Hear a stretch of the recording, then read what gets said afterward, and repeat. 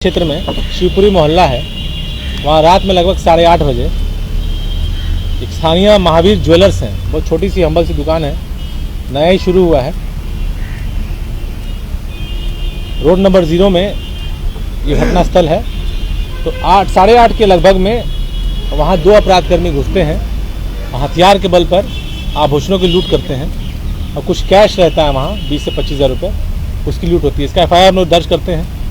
घटनास्थल पर तत्क्षण उसी मौके पर SP सिटी पहुँचे थे और हम लोगों ने इसका अनुसंधान प्रारंभ किया था। अगले दिन मैंने भी घटनास्थल का मुआयना किया था और जो विक्टिम है उनसे बात की थी, तो उसके बाद से कुछ लीड्स हम लोग को मिले थे।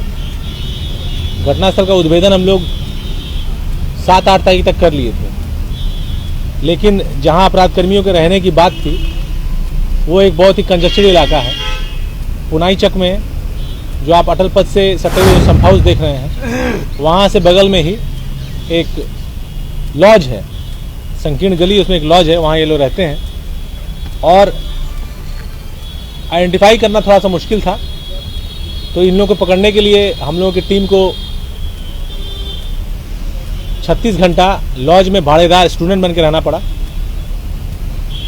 उस लॉज में हम लोगों ने मकान मालिक से बात करके कमरा भी लिया, यह असरटेन होने के लिए कि कौन आदमी अपराधी है, क्योंकि उसमें 3-4-5 कमरे हैं, तो कई लड़के रहते हैं पढ़ने वाले। तो वहाँ पे अनुसंधान करने के बाद 36 घंटों में ये पता चल गया कि किस कमरे में अपराधी हैं और फिर इन लोगों की गिरफ्तारी हुई।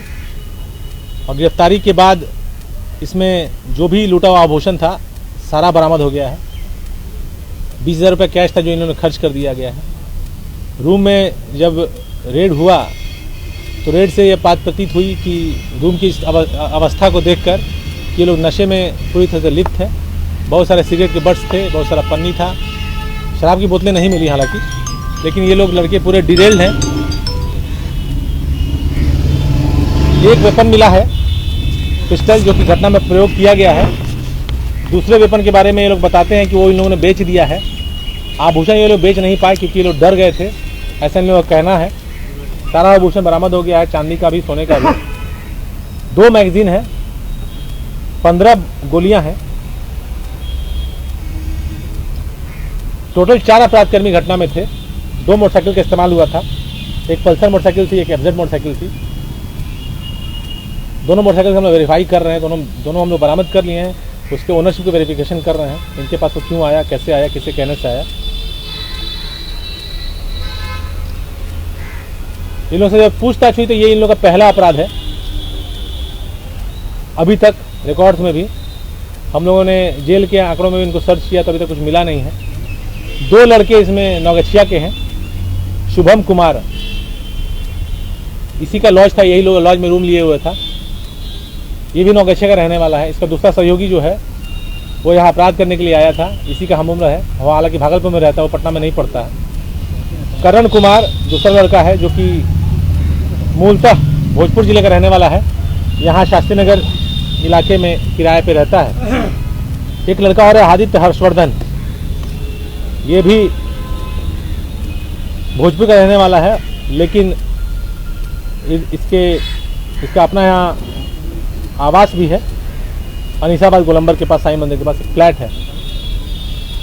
ये तीनों लड़के यहाँ पटना में इनके परिवार वालों ने, गार्जियंस ने कोचिंग के लिए यहाँ भेजा था। SK पुरी में एक कोचिंग इंस्टीट्यूट है, टॉपर्स गाइडेंस, वहाँ ये लोग 11th-12th की पढ़ाई करते हैं। और सोशल मीडिया के ज़रिए इन लोगों ने बहुत सारी मूवीज़ देखी। अपराध में इन लोगों ने बहुत अलर्टनेस ही बरता, जो पूछताछ में इन्होंने बताया। जैसे आप लोग देखे होंगे, आप लोगों को पता चला होगा कि जब अपराधी घटनास्थल पे पहुंचे तो इन लोगों ने हाथ में ग्लव्स पहना था, सर्जिकल ग्लव्स जो हम लोग पहनते हैं, जो आपका कंपाउंडर वगैरह पहनते हैं। तो पूछने पे क्यों पहना था, तो मेरा काउंटर पे फिंगरप्रिंट नहीं आया। तो ये कहाँ से सीखे, तो ये सिनेमा देखे तो उसमें सीखे। कपड़ा सबने बदल दिया। रास्ते में इन लोगों ने कपड़ा, भागते वक्त जो पार्क है, एनर्जी पार्क, उस गली में इन लोगों ने कपड़ा फेंक दिया था और जानबूझ के इन लोगों ने बहुत ही ब्राइट कलर का, लाल रंग का कपड़ा और ब्लू रंग का कपड़ा पहना था, उसी दिन खरीदा हुआ। कि पुलिस फोटो देख के पीछा करेगी, तो कपड़ा बदल देंगे तो हम लोग पहचान नहीं होगा। सबने हेलमेट पहना था ताकि किसी का चेहरा नहीं आए। दिमाग की कमी नहीं है, बुद्धि बहुत है, गाइडेंस की भारी कमी है। कोचिंग संस्थान ने भी ध्यान नहीं दिया कि उसका स्टूडेंट क्या कर रहा है, और पेरेंट्स जो नवगछिया में रहते हैं चाहे भोजपुर में रहते हैं, उन लोगों ने ध्यान नहीं दिया कि वो बच्चे उनके क्या कर रहे हैं। शराब पी रहे हैं, सिगरेट पी रहे हैं, नशा कर रहे हैं, पिस्टल कैरी कर रहे हैं, पढ़ाई नहीं कर रहे हैं। ये चीज़ बातें परिवार तक, गाइडेंस तक, कोचिंग तक नहीं पहुँचे, ये बहुत गलत बात है। ये माना नहीं जा सकता है। हर महीने कोचिंग का पैसा दे देना, हॉस्टल का पैसा दे देना और मेस का पैसा दे देना, यही मात्र पुलिस की परिवार की जिम्मेवारी नहीं है। ये तीनों लड़कों का करियर बर्बाद हो रहा है परमानेंटली, इनका भविष्य बर्बाद हो रहा है परमानेंटली। इसमें कोई स्कोप नहीं है कि पुलिस इनको मदद कर सकती है, और इसकी पूरी जिम्मेदारी इनके पेरेंटिंग की है, इनके गार्जियंस की है। इनका फर्स्ट अपराध है, और फर्स्ट अपराध इस तरह से इन लोगों ने कर दिया। मोबाइल सबके पास महंगा है, 20,000 का, 25,000 का, 30,000 का। 2 पिस्टल था, 50,000 का पिस्टल है। तो अपने आप में बहुत ही सरप्राइजिंग इंसिडेंट है। मतलब ऐसा इंसिडेंट होना अपने आप में अजीब है। फिल्मों से भी इंस्पायर्ड थे। अब इंस्पिरेशन कहाँ से मिल रहा है? गाइडेंस तो देना था, परिवार को नहीं दिया। हथियार कहाँ पे पड़ता? हथियार जो दूसरा लड़का है भागलपुर में जो करता था, नवगछिया का जो है, वही लेके आया था। एक इसका हथियार यहाँ रख दिया। अब वो लड़का पकड़ना बाकी है।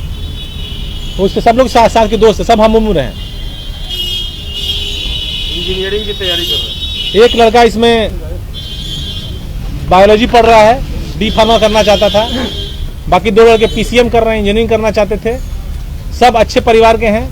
एक का पिताजी ठेकेदार हैं, एक के पिताजी एसपीएफसीआई में कर्मी हैं यहाँ पर बक्सर में, और एक और व्यक्ति है, उसके पिताजी क्या करते हैं? बिल्डर हैं, ठेकेदार हैं। पैसे की कोई कमी नहीं है। और जाहिर सी बात है, जो परिवार पटना में बच्चे को रख के पढ़ा रहा है, महीने का 15,000 खर्चा तो कर ही रहा है। लेकिन इसमें इस पूरे घटना और उसके उद्भेदन में एक ही चीज़ रिमार्केबल है कि 3 नौजवान का करियर बर्बाद हो गया। कोचिंग इंस्टीट्यूट की जिम्मेदारी बनती है? बिल्कुल बनती है। कोचिंग इंस्टीट्यूट में कोई बच्चा पढ़ता है, वो पैसा देता है सिर्फ ज्ञान पाने के लिए नहीं, उसका टेम्पररी गार्जियनशिप यहाँ पर है। अगर उस कोचिंग नहीं जाता है तो उसका फ़ोन जाना चाहिए गार्जियन को।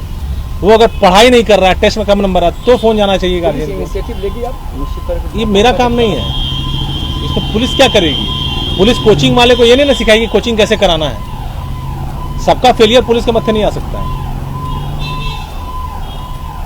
ये आप लोग की जानकारी के लिए लेकर के तो आप इंस्ट्रक्ट कर सकते हैं ना। इसमें मेरा रोल ही नहीं है। मैं कैसे इंस्ट्रक्ट करूँ कि आप टेस्ट में इतना नंबर ले आया, उसको आप फोन पे बात करिए? तो फिर ये अपराध करेंगे तो फिर दिक्कत। तो ये ओनस लेना है। कोचिंग करने के लिए उन्होंने स्वायत्तता से कोचिंग संस्थान खोला है, तो रिस्पॉन्सिबिलिटी भी लेना चाहिए। एक टेम्पररी गार्जियनशिप यही ना है उसका। अच्छा, इन्होंने अपने कपड़े फेंक दिए, हेलमेट पहने हुए थे, पुलिस इनको पकड़ कैसे ली, पहचान कैसे ली? इनका बहुत सारा सूत्र है ना। हम लोग कैमराज देखते हैं, पीछे चलते हैं, टावर लोकेशन डंप होता है कि नहीं? पकड़ने का तो 50 तरीका है। अपराधी कुछ भी पहन लेगा तो थोड़ी ना बच जाएगा। तो वो उसी के निशाने पे सब बरामद भी हो गया। यहाँ फेंका समझ बरामद। रात अपने लॉज में गए थे, कहाँ गए थे? हाँ भाई, लॉज में चले गए थे। लॉज में सुते। एक लड़का अपना दोस्त है यहाँ जो अहिसाद में रहता है, वहाँ चला गया। वैसे ही किया इन लोगों ने। अब तक सामान नहीं बेच पाए थे।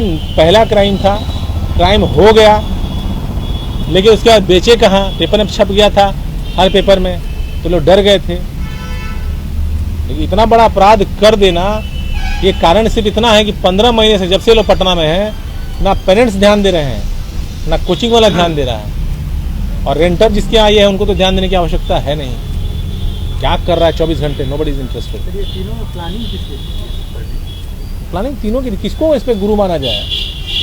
किसको गुरु माना जाएगा? तीनों की प्लानिंग थी। तीनों तो सहभागी वहाँ बने ही हैं। दुकान में गया था ये शुभम, गया था, और एक और लड़का जो बचा हुआ है आशीष, वो गया हुआ था, और बाकी 2 लड़का है करण कुमार, हार्दिक वर्धन, ये लोग मोटरसाइकिल पे खड़ा था बाहर। ये जो बाइक है तो चोरी की है कि मतलब इसका पता? एक बाइक इसके दोस्त की है, उसको जानकारी नहीं है कि वो लूट करने गया है। वो मांग के ले आया था एफजेड बाइक, जो तो पल्सर बाइक है वो इसने खरीदा है, भोजपुर से खरीदा है। लेकिन चूंकि पुराना गाड़ी है तो अभी रिकॉर्ड नहीं मिला, उसको वेरीफाई कर रहे हैं। हर एक ही किया था। एसकेपुरी इलाके में ही उसी तरफ शिवपुरी की तरफ ये लोग पहले लॉज में रहते थे। आदत बिगड़ गई, पढ़ना लिखना तो है नहीं, रूम में एक किताब नहीं है, रूम में एक भी किताब नहीं है।